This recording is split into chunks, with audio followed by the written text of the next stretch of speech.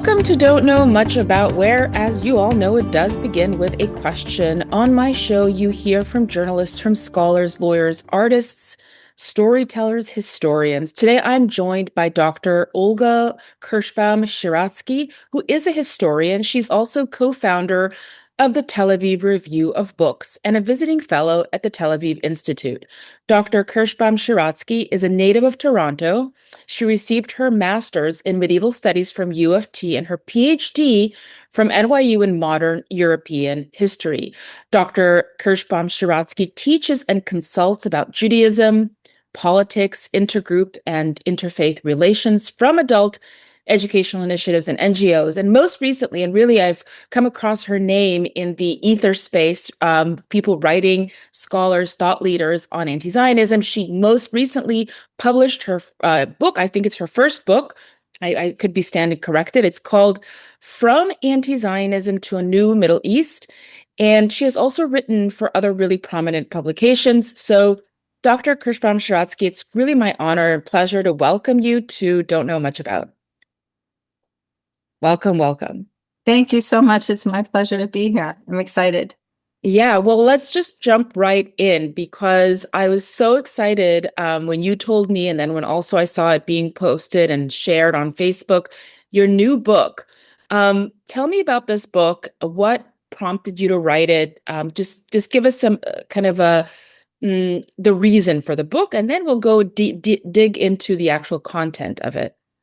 Sure. So the book is a compilation of articles, 6 of which are previously published. The first is, I believe, from 2020, and then 3 additional articles.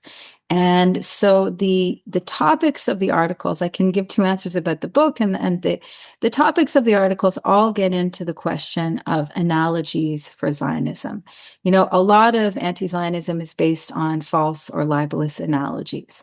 And so one of the things that I was interested in doing, and that now for quite a long time I've been thinking about are, well, what are the correct analogies? Like I was interested, I had come from a background of, comparative history, even what's called the anthropological turn in history. And so I was interested not simply in refuting the false analogies, but sort of asking, well, what does Zionism look like? What does Jewish nationalism, Arab nationalism, Palestinian Arab nationalism, all of these questions look like from an objective comparative perspective? And that started a series of essays.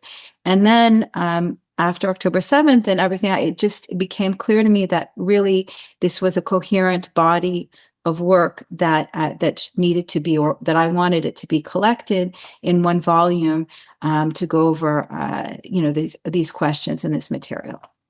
Right. So my question to you, being a historian, and something that we kind of really touched upon very briefly before we hit the record button, was the importance of history and the breadth of history and where do you begin? Your title, From To, you say from anti-Zionism to a new Middle East.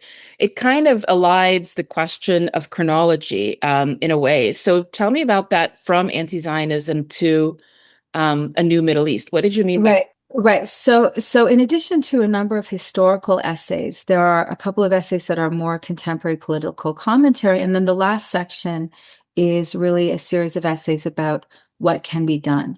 And that comes out of more of my consulting background and the work that I've done with various NGOs and the Tel Aviv Institute, that we're living in a very dynamic time. There, as much as there's a huge wave of anti-Zionism and hatred for the state of Israel and Jews and allies who are aligned for the state of Israel, we're also in a moment of unprecedented alliances with the state of Israel. We have, of course, the Abraham Accords from Trump 1. We have now Kazakhstan that joined the Abraham Accords, and with Azerbaijan and Uzbekistan being invited, we have a shifting geopolitical scene. And so, and I have long now for many years, I was at one point part of an institution called Indigenous Bridges, where we had fostered relationships with indigenous communities all over the world that respected Israel, saw Israel as a model for return to sovereignty, but also local indigenous communities who, after World War I, had not received sovereignty, like the Kurds, like the Druze, like the Assyrians. And so they are looking now, with Syria having changed, with the situation in Lebanon different, they're looking towards a potential for a new Middle East, not just more than simply just normalization with Israel, but rather a correction of some of the problems that happened since really the post-Ottoman order in the Middle East. So that was the idea from anti-Zionism, which has been a kind of uniting ideology among the Arab nationalist states that replaced the, particularly in the Levant, that replaced the Ottoman Empire, where anti-normalization, refusal to accept wars with Israel, and indeed negative policies towards other minorities, national and religious, were part of the old Middle East, the anti-Zionist Middle East. And we're hoping that a new Middle East might see a multicultural, multi-religious order where some of the historical injustices will finally be addressed, in addition to, to a recognition of the state of Israel in the region. So that's really interesting. Now it makes it a little bit more sense to me. So what you mean by from anti-Zionism to a new Middle East is from an era where Arab states were really driven by anti-normalization, for really pursuing anti-Zionism, operationalizing anti-Zionism. You are envisioning this new kind of new world order in the Middle East. Before we get there,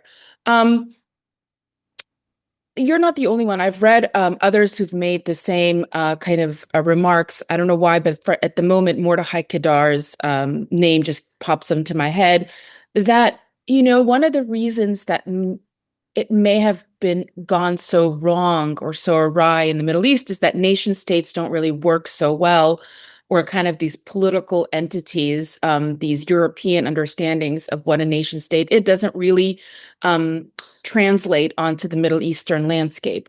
Is that something you also believe? Do you believe that one of the reasons that the Arab world was captured by this anti-Zionism, which, by the way, not only from the Soviet Union, from the Nazis, even more so, I would say, do you think that there is some truth to that, that perhaps that the region of the Middle East is a very tribal, clannish region, and this idea of European nation states just didn't or doesn't really work so well? Right. So I certainly listen to Mordechai Kedar among many other people. So in addition, Mordechai Kedar makes that point about Arab society, that clan and tribal affiliations are an important part of Arab society.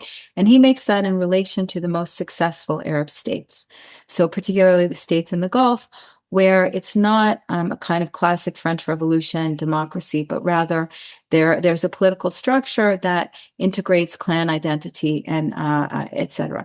But Mordechai Kedar, in addition to that point, he makes another point about Middle Eastern minorities. So he definitely is among the scholars who have been thinking about the role of Middle Eastern minorities in the post-Ottoman period, and also alliances that Israel can make with Middle Eastern minorities in addition to just what their role is. My argument is there are aspects to that, and we can get into those aspects in terms of the nature of the society. So my argument is a little bit different.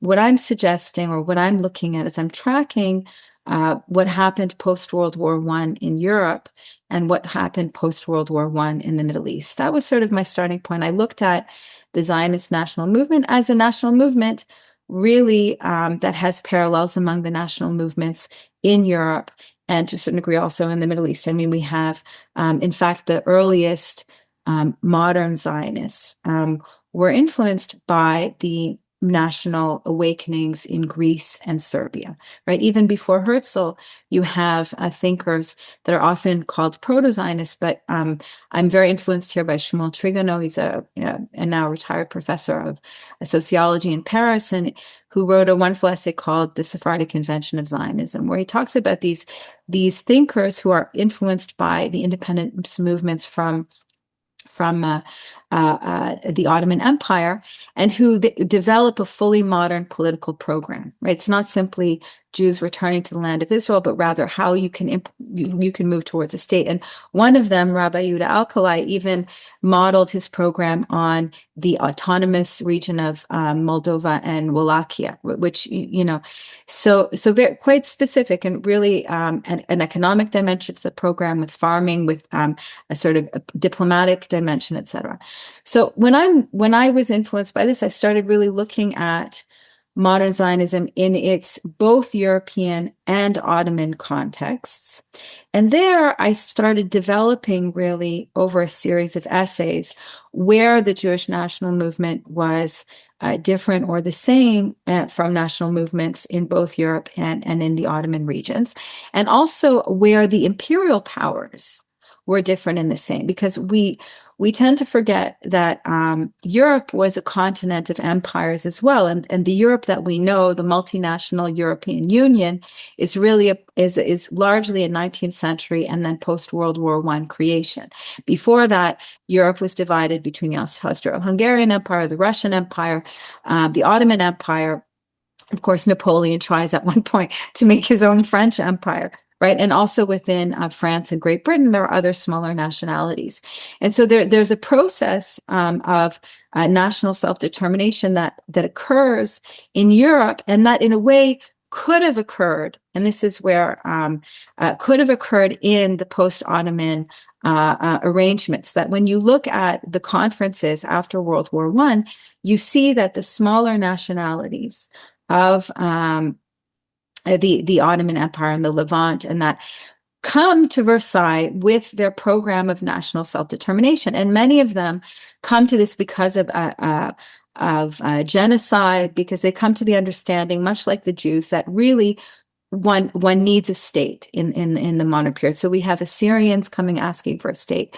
We have the Kurds asking for a state. The Armenians already have a process very similar to the Jews, in that most smaller nations ally with larger empires. So the Armenians had received the protection of the Russian Empire, and many had repatriated from the Persian Empire already earlier on in the 19th century. They also are looking for an expanded state in the Versailles Treaty. Of course, they don't get it, as Turkey has its War of Independence.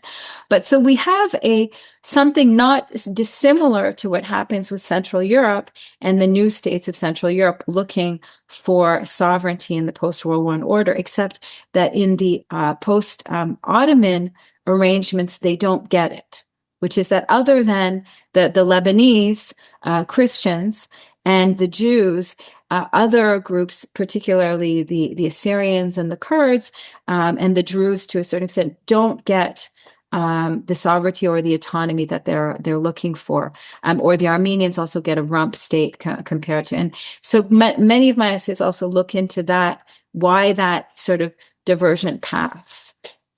So I just, listening to you, I just want to kind of, you make a pretty rich case, a pretty strong case for Jewish nationalism as being part of this 19th century project. And in your comparative approach to other nationalism, Serbian, Turkish, etc. My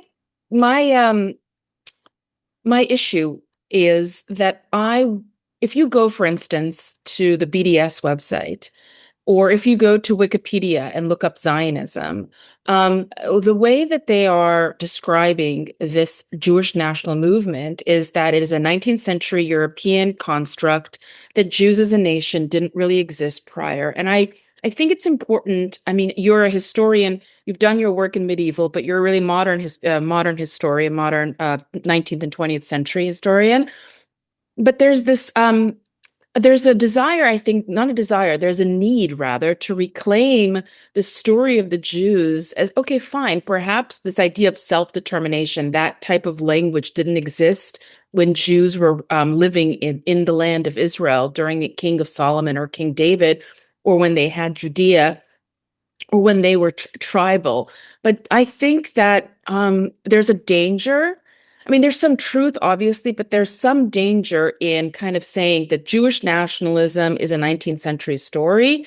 What do you think about that? So I agree with you, but I have something different to say, in the sense that my starting point was the people who do BDS or the people who are anti-Zionist say Israel is a settler-colonial state. It's like Canada. It's like Australia. It's an imperialist project. It's a European 19th century imperialist project.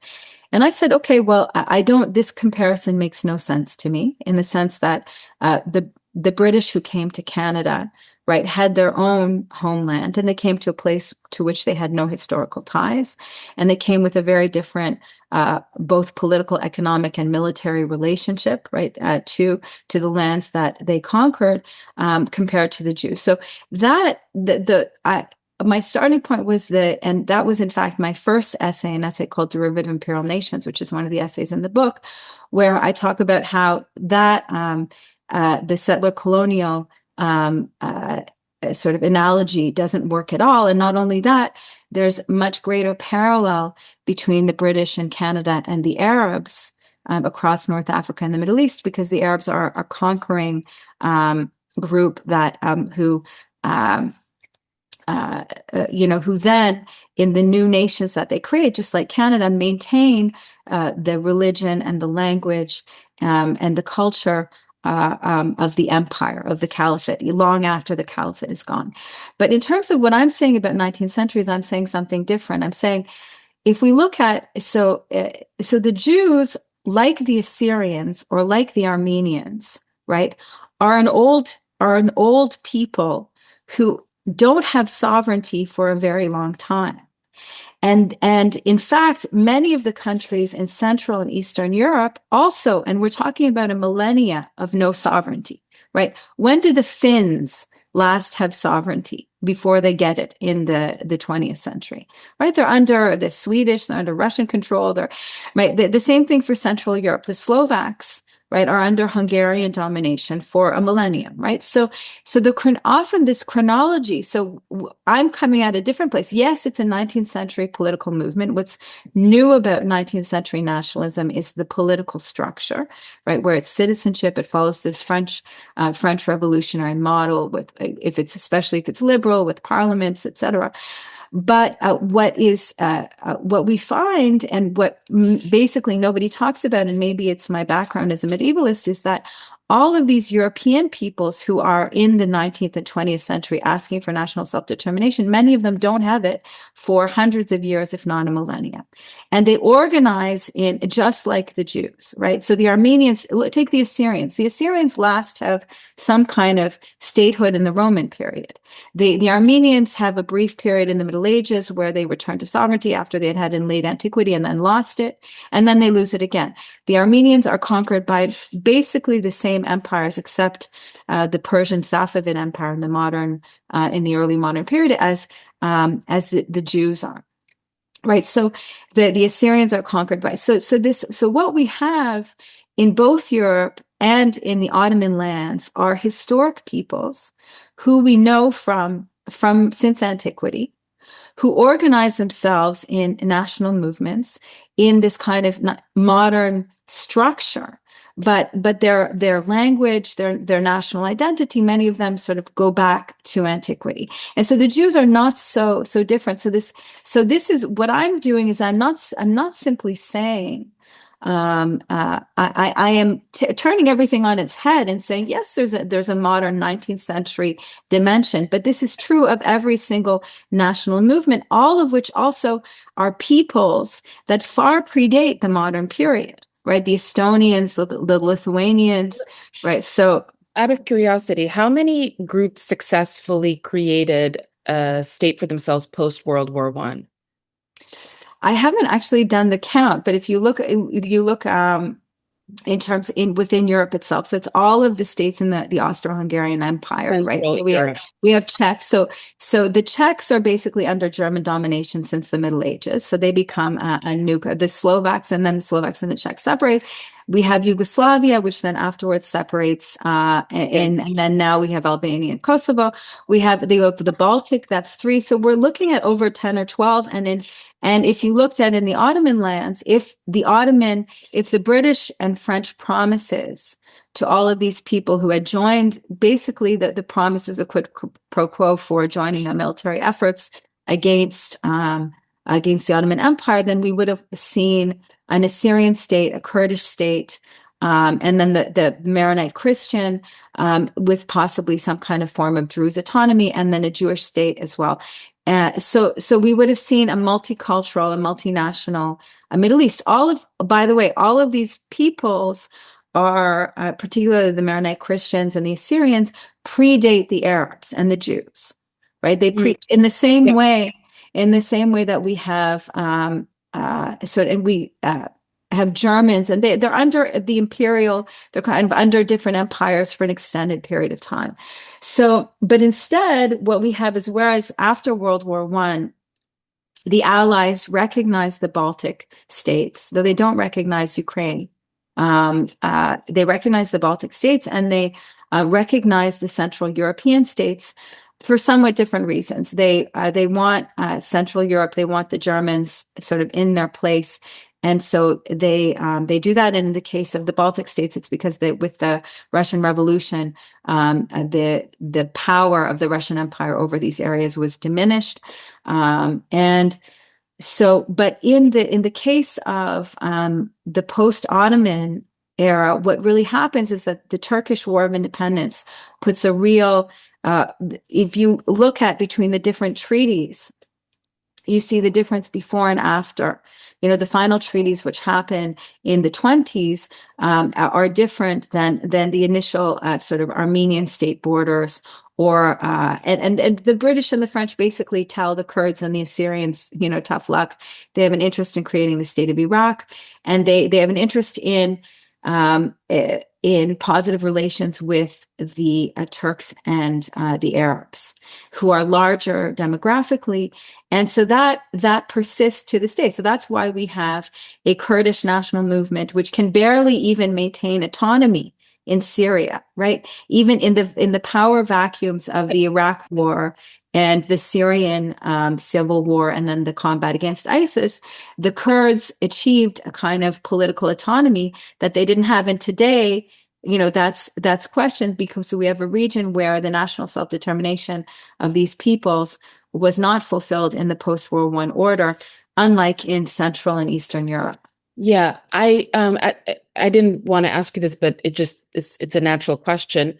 When the League of Nations was set up, and when they started to put mandates together, why weren't the Kurds considered? I always wondered, why wasn't it successful? So they weren't successful because they were not as politically organized as the Turks and the Arabs, and then also the British and the French had their own colonial interests. It was in the British and French interest to totally limit German and Austrian power in Central Europe, whereas it was in the British and French interest to maintain good relations with the Arabs and the Turks. And the Turkish War of Independence also was it's called the Turkish War of Independence, but really it was the Turkish national movement sort of reasserting itself at the expense of these other nationalities, which were given a better deal in the first post-Versailles conferences than they would eventually receive. So Armenia, for example, had a Black Sea port, right, in the initial post-World War I negotiations, and it didn't afterwards. So it was the pressure of the larger, historically imperial nationalities, right, that influenced this and continued to influence. I mean, one of the articles that's in the book, it's called Imperial Rollback. And I say that one of the things that's so different between the European sphere and the post-Ottoman Levant is that imperial rollback happened. Today, there's no Swedish political party that is calling for a reconquest of Finland or a conquest of northern Germany, all areas that the Swedish kings had power and control over, right? Sweden is content to have a sort of a nation state. Whereas we see that the Turkish state continues to have a zero tolerance policy towards Kurdish nationalism. It has imperial pretensions. And so in my article, Derivative Imperial Nations, I talk about that. That's where there's kind of a parallel to a place like Canada in the post-World War order of these Arab states like Syria or Iraq, is that you have the dominant Arab nationality, which was once an imperial power that creates this new Syrian state or this new Syrian state identity. But actually, the Syrian state is an Arab state, right? So it's so you have a kind of imperial hierarchy that is maintained within a quote unquote new nation state. You see this in Canada, right? As Canada, or even in the United States, it becomes independent from Britain, or even in all of the South American states, they become independent from Spain, but they maintain the hierarchy. Now, in this case, of the Creole elites. So Spanish, the Catholic Church, right? The legal structure, the Napoleonic legal code. And so indigenous people or enslaved people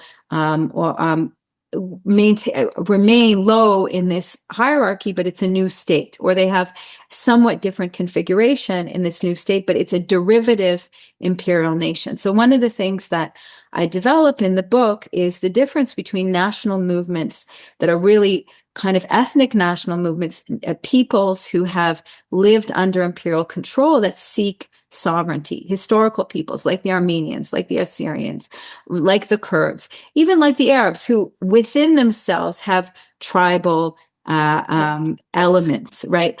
And there were tribal in the Celtic fringe of Europe. There are still tribal dimensions to European nationalities.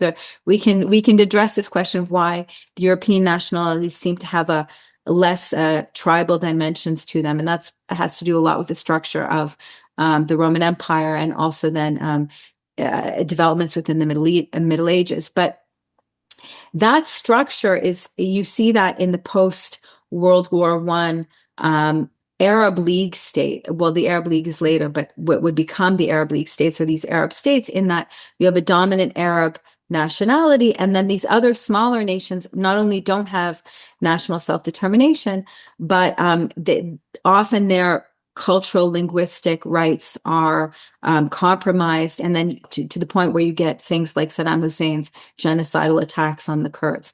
So the Arab, so there's no acceptance that the region is multinational and multicultural. Instead, you have words like sectarianism, and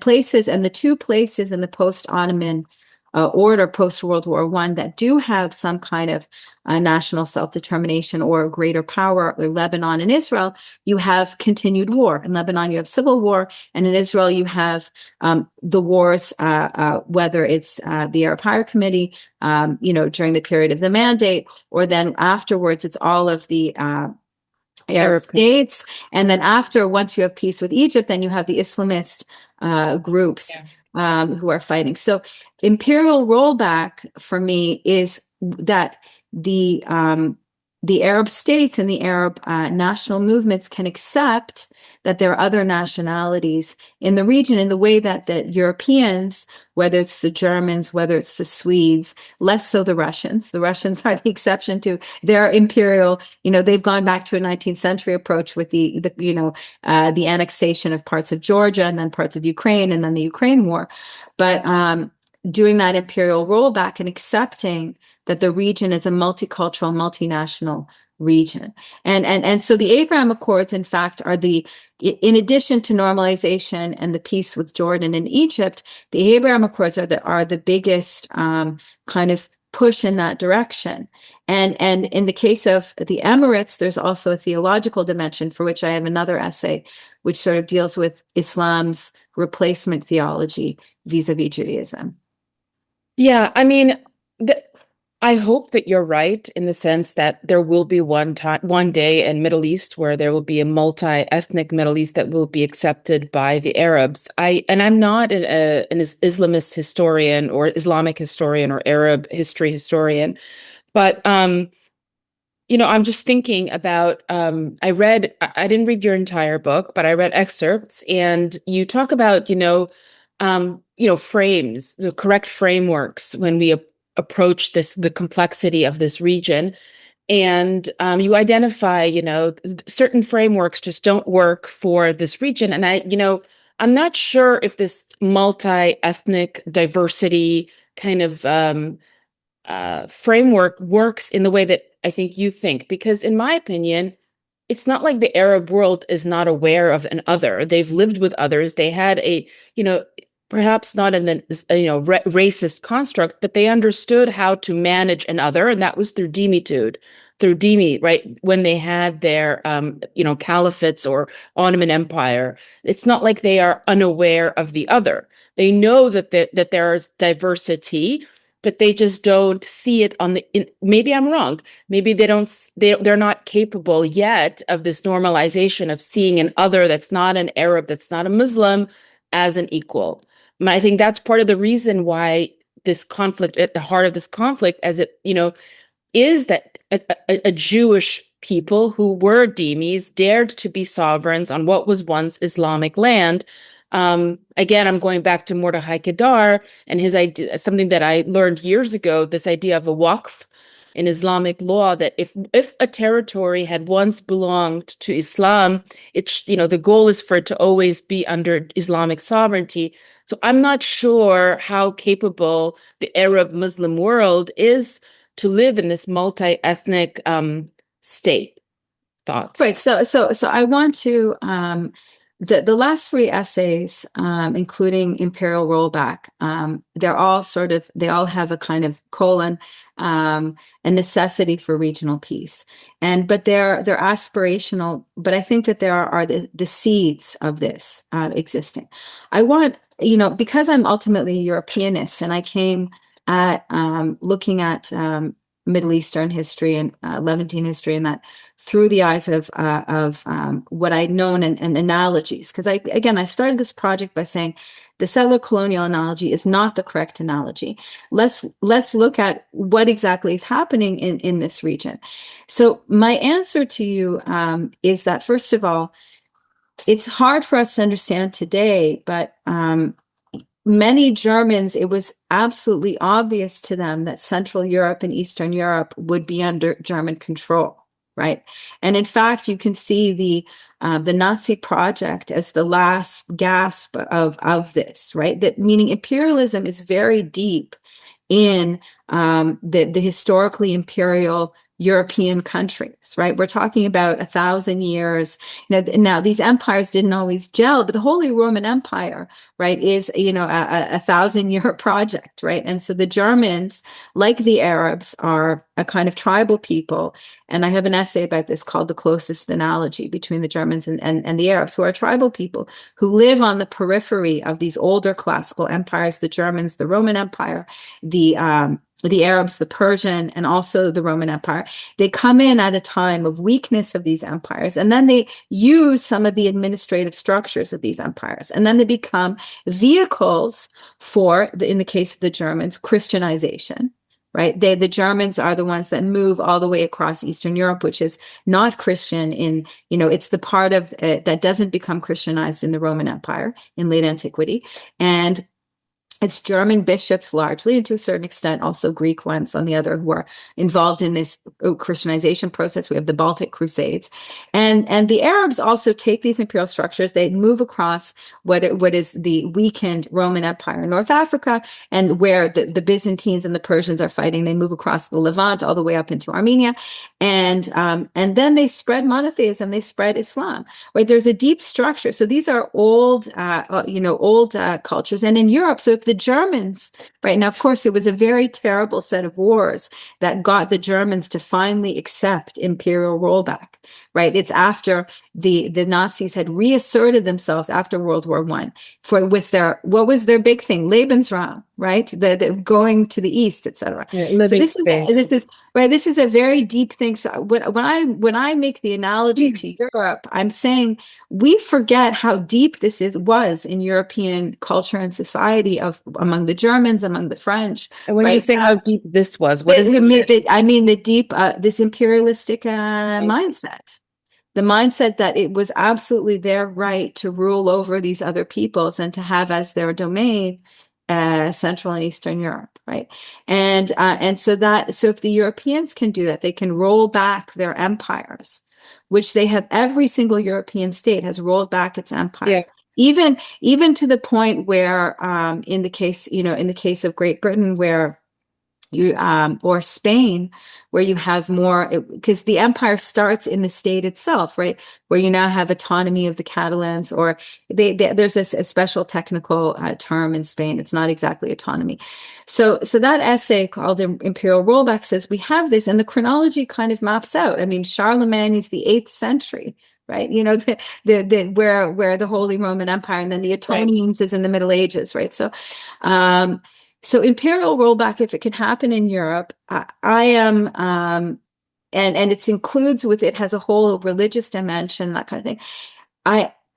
And we see through the Abraham Accords, we see the beginnings of an understanding of a development of a form of Islamic thought that can accept non-Muslims in places that had been conquered by the caliphate. So will it happen? I don't know, right? But is there an aspiration that the Muslims and the Arabs, because there's two dimensions to imperial rollback. There's the religious dimension, which I have an essay about called Traditionalist Interfaith Reconciliation, and then there's the political dimension, the imperial, the idea which we see in Putin of what I call Russian imperial entitlement. And in the essay, I developed a concept that there's nothing more dangerous than loser empires. And what's a loser empire? A loser empire is an empire that has lost territory or that has lost its standing and wants to regain it. Germany was a loser empire after World War I. The Ottomans were loser empires in the 19th century. And both the Ottomans first had the genocide against the Armenians and the Turks there. And then the Germans had the genocide, and the Russians today are a loser empire, right? The Soviet Union lost the Cold War. And so loser empires are very dangerous. And the Arabs and the Turks are loser empires, right? The Turks again still. And so they maintain this kind of entitlement.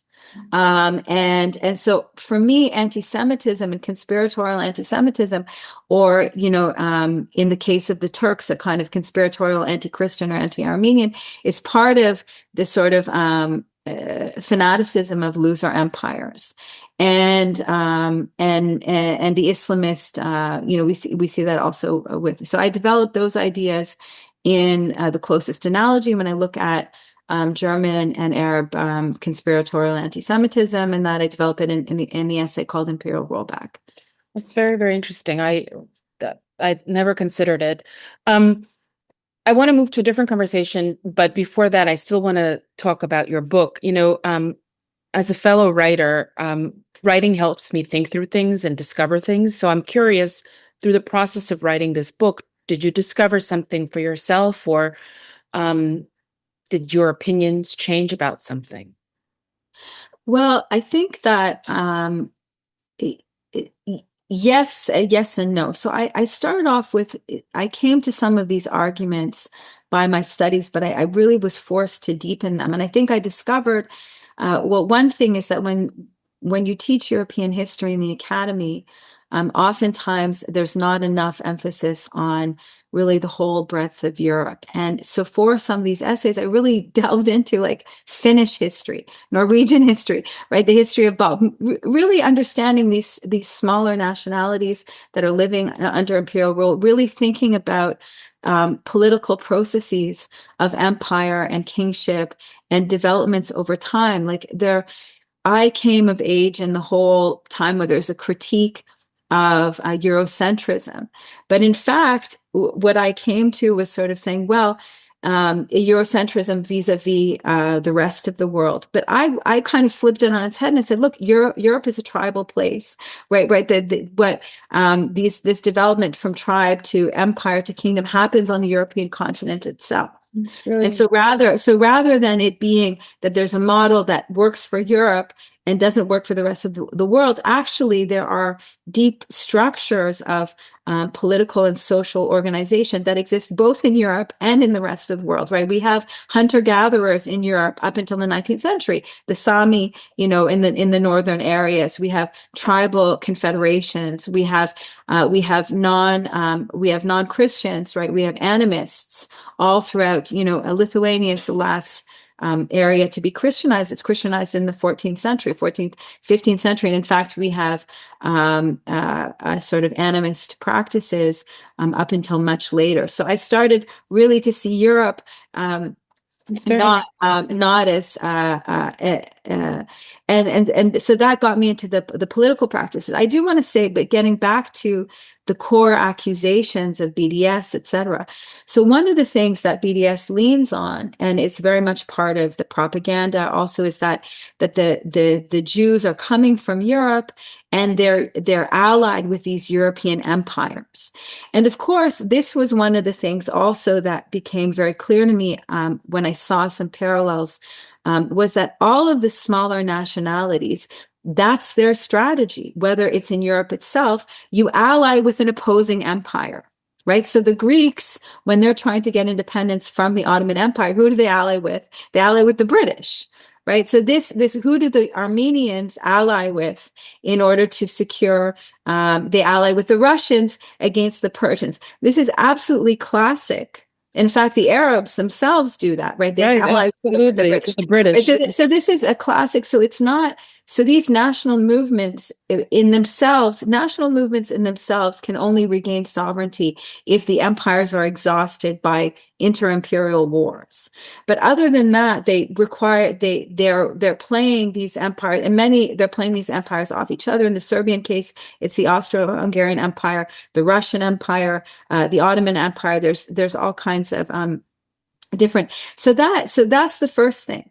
That if you're going to look at the Jewish case, you look at it in all these other smaller nationalities, then you really line up. And then it became apparent to me how irresponsible the academy has become in the way that it does comparative history. I mean, who today teaches the history of Jewish nationalism and Zionism? Some, talk about how the Zionists are influenced by Polish nationalism or the rest of it. But doing this kind of good comparative analysis across from Europe to the Ottoman. And then, of course, I was influenced by Shmuel Trigano, who's writing in French, but he's an Algerian Jew. And so the Ottoman context is much more present. And really, so I learned, getting back to your question, from these initial insights of why these parallels were wrong and what were the correct parallels, then I really deepened my understanding of these different national movements, and then really to fine tune. So there's still the question of what makes the Jewish national movement different. Is it at all different, right? So I have argued in the essay where it's called The Typology of National Liberation Movements. I've argued that it's different in degree, not fundamentally in kind. So what makes it different in degree is that the Jews are living in terms of their numbers in the diaspora to a much greater degree than any of the other smaller nationalities, whether it's in Europe or in the Ottoman lands. The best sort of parallel to the Jews are the Armenians, because the Armenians have a diaspora already in late antiquity and the Middle Ages. They're not just living in their historical homeland. They're off as far afield as Poland in the Middle Ages. They have a merchant diaspora. Also, they have merchant communities, but they're still living in their historical homelands to a larger degree. Although under the Persians, they get basically emptied out of what's today the state of Armenia, was a place that had been emptied of Armenians by the Persian Empire and the Persian-Ottoman Wars, and then where the Russians invited the Armenians back as part of their program of gaining influence in the Caucasus and Christianizing the Caucasus. And so the wars between Azerbaijan and Armenia are part of this process of a return of Armenians and expulsion of Persians, Kurds, and Azerbaijanis that happens in this 200-year or a little less 200-year period after the Russians help the Armenians kind of regain their foothold in part of their historic homeland. So the Jews are different insofar as, yes, their diaspora is larger. And so that's what does give meaning larger in terms in terms of sort of proportionally to It's not really, it's somewhat larger in reach, but all of these groups are starting to, I mean, the Jews go to the Americas in large numbers only really in the 19th century, and only really in the end of the 19th century with the Russian Jews leaving. I mean, there's of course smaller communities of Sephardic Jews in the Caribbean already kind of in the 16th century, but the large, but you have Ottoman Armenians, you have Assyrians, you have Maronites going to South America and North America even at the end of the 19th century as well. But it's in terms of the population numbers that the mass of the Jewish population is not living in the land of Israel. They're living in really in Russia, in terms of just the numbers. They're living throughout North Africa and the Middle East, and then they're living also in increasingly, I'm talking by World War I, increasingly in the Americas and other places. And so that's what makes it somewhat different. Also, of course, Herzl uses the language of colonization, and he uses some of the structures when he's talking to the British. But all of these Christian groups in the Middle East who are negotiating with European empires are also saying how much they're going to be a benefit to European power in the Middle East as well. So this is also just very classic to not unique to Jews, parallels, right?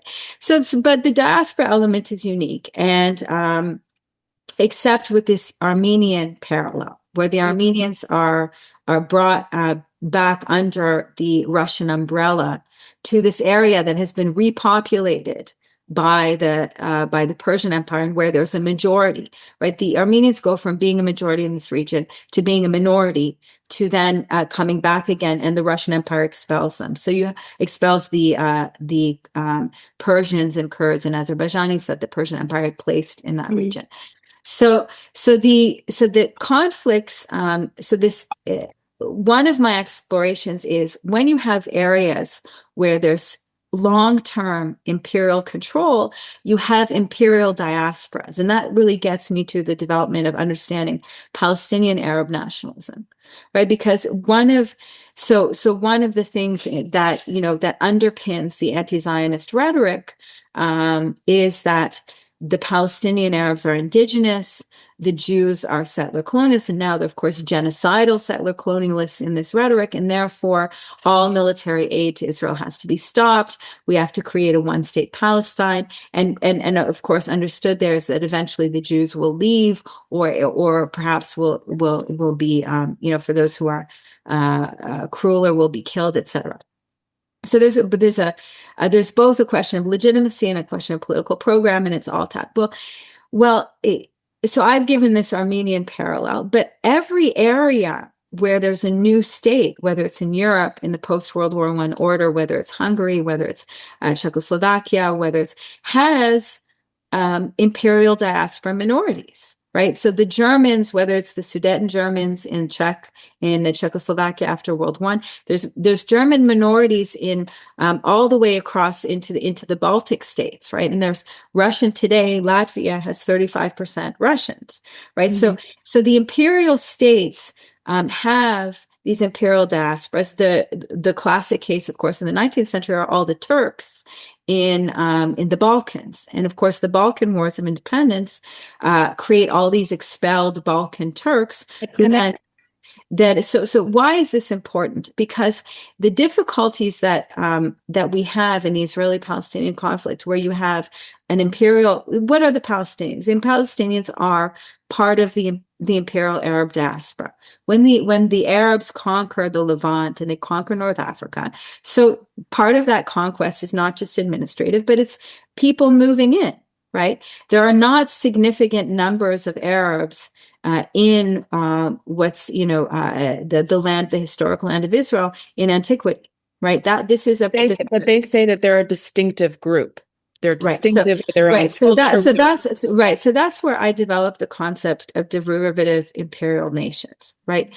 So, and why is it important? Because the Palestinian, and I use the term Palestinian Arabs, and I don't think that's unfair, because the Palestinians in their own documents, whether it's the Palestinian, like the PLO, or whether it's Hamas, talk about being part of a broader Arab nation. Right. right? So, and in fact, there's not a single, and up until really the 60s, the Palestinian Arabs were part of a broader Arab political program, right? Now, certainly under the Mufti, but even before that, in uh, uh, in the negotiations of the Arab national movement in the Versailles negotiations and subsequent World War I negotiations. So we're dealing with a national movement, but where you have local variations of this national movement. And you see this in South America. When the South American countries sort of break off from Spain, they all have, except I'm not talking about Portuguese, South America, Brazil. Let's stick to Spanish speaking. So they have a linguistic continuity with the Spanish Empire. They have a legal continuity with the Spanish Empire. They have a religious continuity. And it's really local rulers and some geographic elements, some of which map on actually to the indigenous cultures, right? Whether it's central, that determine these new states, but they're derivative imperial nations in that the state of Colombia or Mexico, right, isn't a national entity in the way that Armenia or Estonia is, because the language, religion, and is derived from that. And so the Palestinian Arabs, like the Iraqi Arabs, like the Syrian Arabs, are these derivative imperial nations, right? And so the Palestinian conflict with the Jews calls upon, and in fact, all the wars are wars of the Arab League, or then, and then afterwards with other Islamist actors, as the Arab League states as Egypt finally comes to a peace treaty in 1979, which is sort of the leader of it. But still, Israel doesn't have normalization and peace with a number of Arab League states.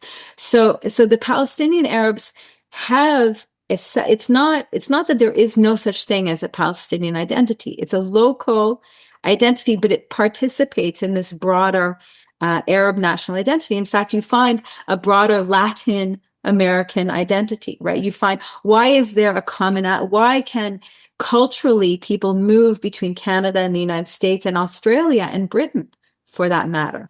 Because there is this common English imperial history, that there's Commonwealth. People can even move, in terms of, as if they're lawyers, if they're working in business, meaning that it's not something that's made up.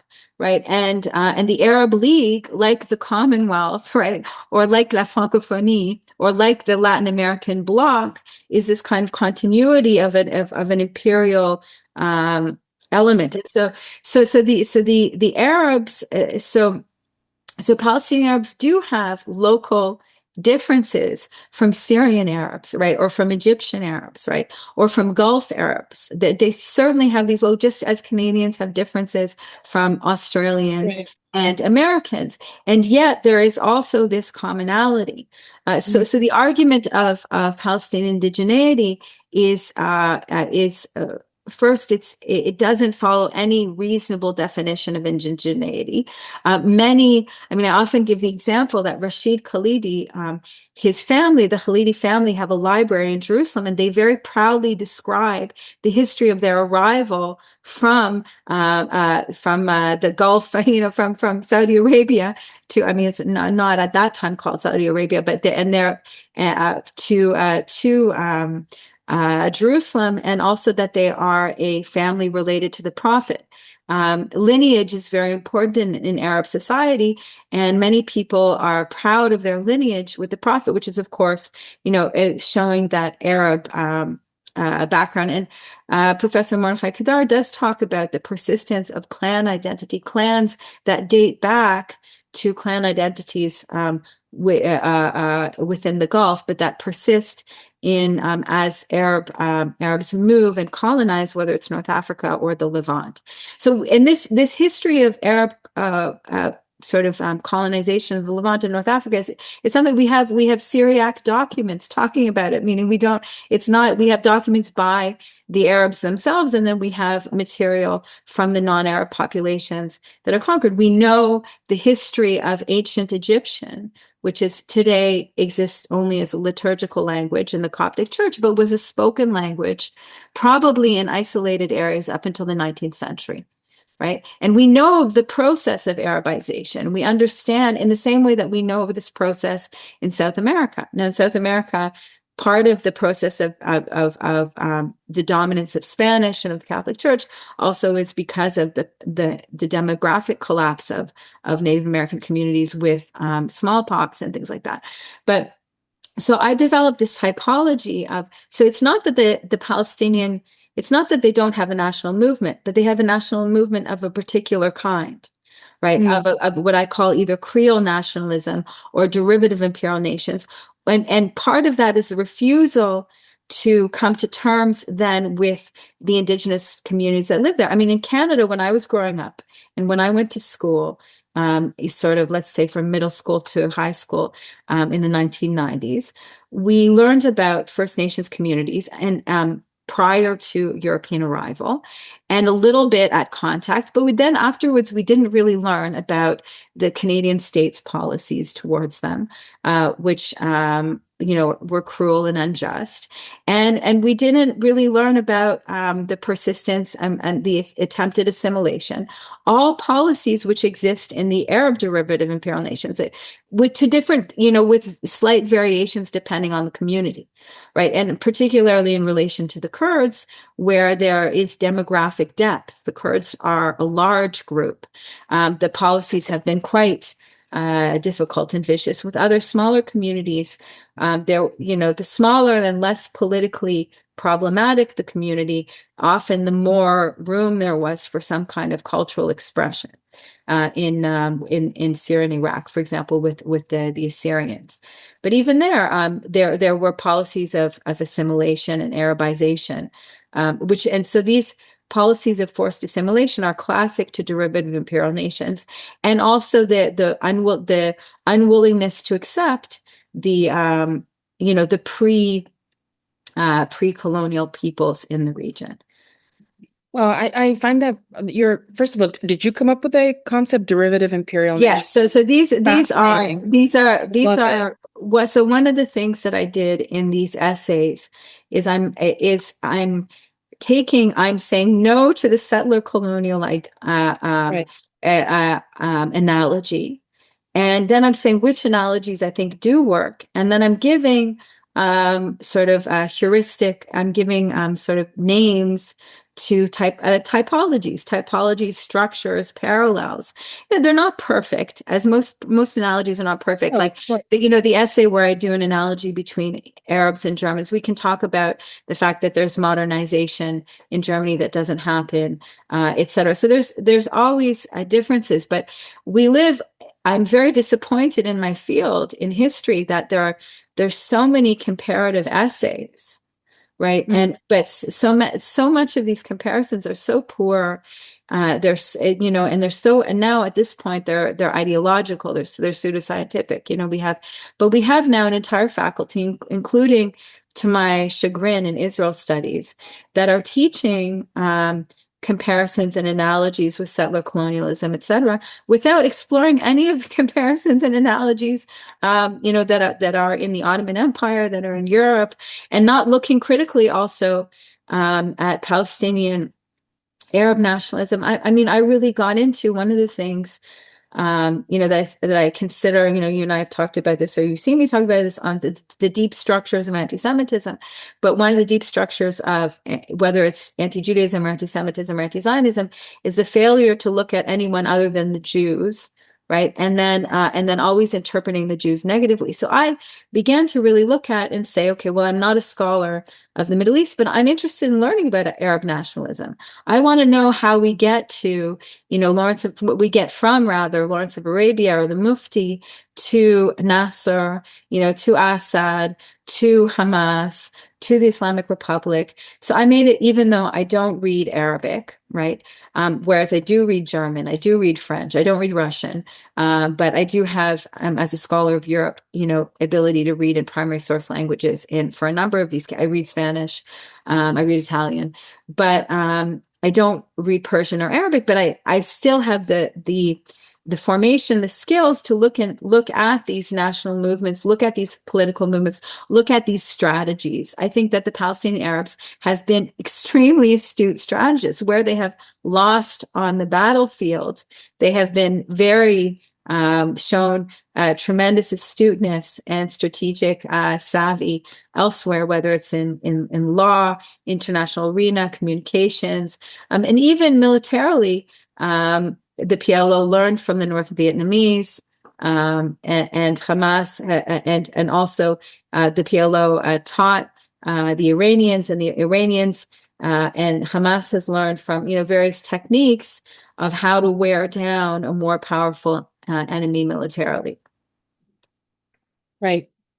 I mean, I feel very similar to you. I am not. My background is in Russian literature, so I'm not really a historian. But I started kind of getting interested in history at the end, actually, of my PhD, and I started reading and studying history of the Middle East. I also do not read Arabic or Farsi, but yeah, it seems that this concept of indigeneity is so charged and so contested. In itself, it's, yes, I don't consider myself a historian of the Middle East, but I do consider myself somebody who's interested in looking at patterns in history, perhaps analogies as a type of pattern, but always kind of that for me, the whether it's anti-Judaism, anti-Semitism, or anti-Zionism, each form of Jew hatred points to a sort of a moral corruptness at a certain time. And I almost feel that our kind of adulation and obsession with decolonization and who's really indigenous, there's something kind of wrong about that. I'm not sure if I'm expressing myself totally clearly, but I just feel that when I mean by wrong, like it's setting up a hierarchy of who belongs. And interestingly enough, forget indigeneity or not, in the entire Middle East, Israel is an ethnic state that actually is the most diverse. So it's a place where everyone can belong, ironically enough. So right. So I want to address this because it's an important normative point. One of them is the weaponization of indigeneity discourse by anti-Zionists and by people who hate Jews, and frankly also by people who don't care very much about indigenous people. Often there's and for a specific far left political program, etc. And there are many. There are indigenous traditionalists who don't care for the far left discourse around indigeneity. Where I'm coming, I'm a nationalist, and not in the sense that I think that national self-determination is preferable to empire. Okay. And I think that to a certain degree, I'm sort of a Wilsonian nationalist / internationalist in that there was some good and wisdom in trying to create nation states where groups where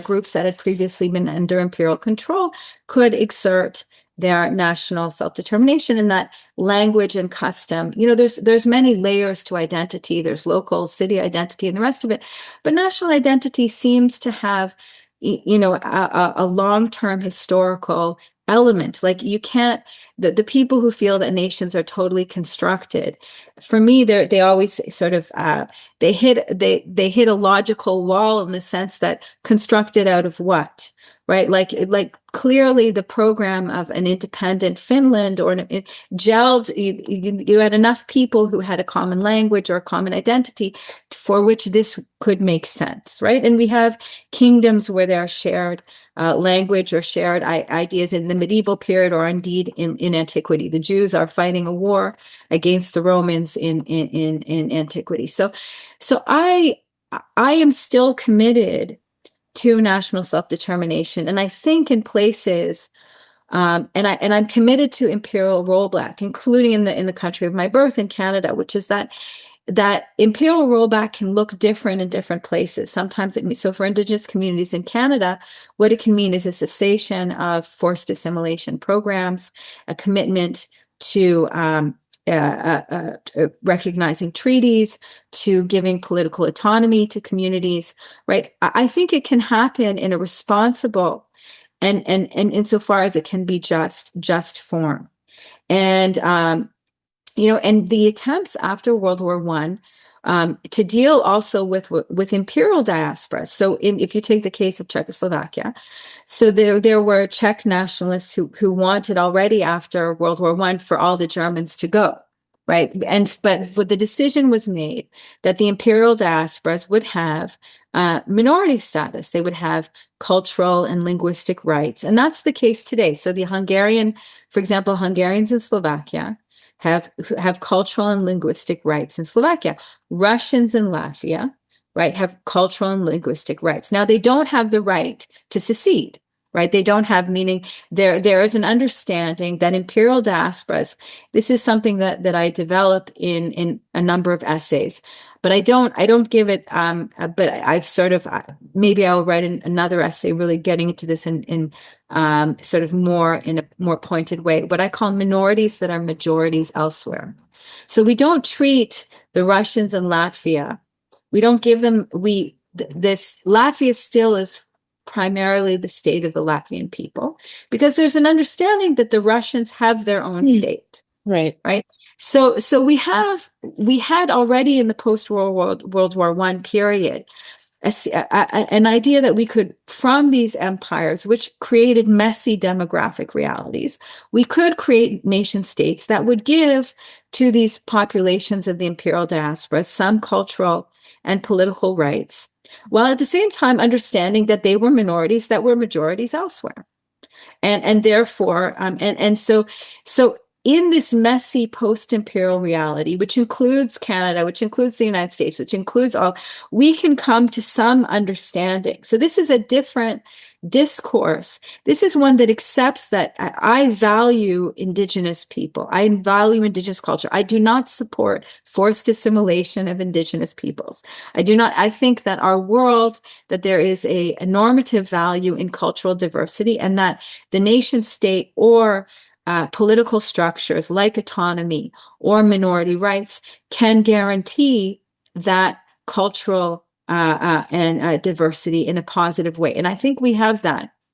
And I think that the weaponization of the indigenous discourse in the Israeli case is, first of all, false. The Palestinian Arabs are not indigenous, and second of all, it's by people who are not fundamentally really interested in indigenous rights, but really hate Israel, right? Or some of them are full out Arab nationalists, right? Who are the opposite of people who are interested in indigenous rights, and quite to the contrary.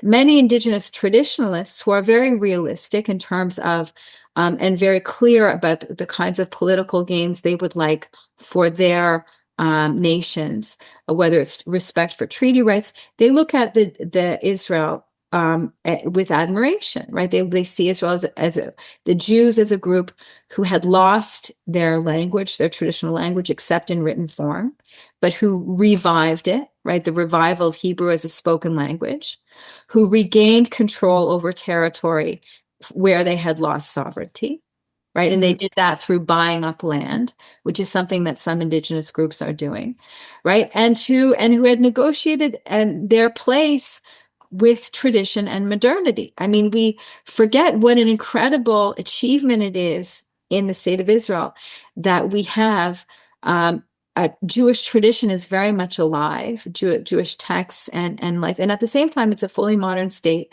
that has learned from other countries. And so we have, not all indigenous groups support Israel. So I'm not saying and sometimes it's divided within indigenous communities. And the same is true of European states, although there's a bit of an East-West divide. Eastern Europeans tend to look on Israel more favorably today than Western Europeans. And but so I'm against the weaponization by people on the far left and the incorrect use of indigenous discourse. But I am for national self-determination. And in some places, I'm also for some kind of confederate, federal, or minority right approach. And in fact, this is the case in the state of Israel with the Arab Israeli minority and the Druze, right, who have linguistic rights, who have cultural rights, who have religious rights within. And that is a perfectly reasonable state of affairs.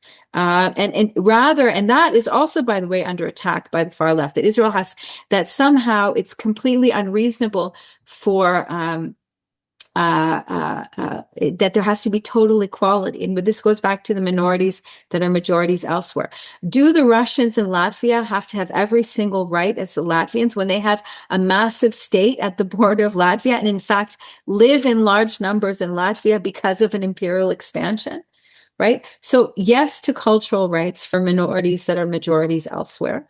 Yes to some forms of political rights, but in fact, and this is what I in one essay that I talk about Jewish and Arab nationalism, Jewish and Palestinian Arab nationalism reappraisal, I talk about that that this is in fact a far right Arab nationalist discourse disguised as a left wing discourse, right? Right. State discourse is a far right Arab nationalist discourse. Absolutely. So I try and kind of systematically go through these things and put what I call, there's a Hebrew expression lasot seder, to make a bit of order in these things, and going back to, because we don't have a choice except to respect minority rights, or in some cases to come up with some kind of federal arrangement, but that's not a bad thing, and that's part of imperial rollback. Right. So it's not a weaponization of indigenous peoples. Also, traditional, this, by the way, I believe too, even of European pre-modern, cultures, that whether it's knowledge of plants, knowledge of environment, that, maybe even with AI, we're going to have a synthesis of, both the best of modernity, right, and then the best of tradition. So I'm very much pro-indigenous, but not in this weaponized, right. Nor do I think that all imperial powers are the same in the degree of their.